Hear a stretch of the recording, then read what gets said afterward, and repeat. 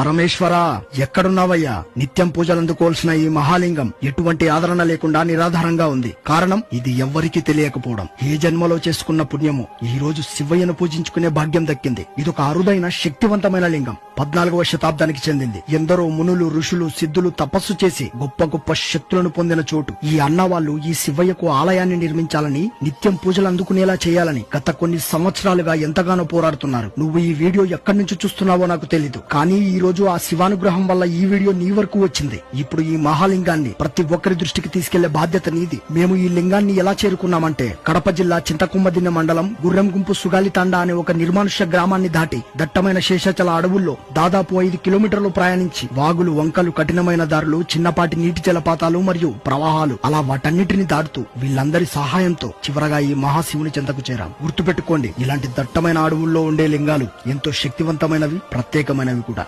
Hara Hara Mahadeva Shambho Shankara.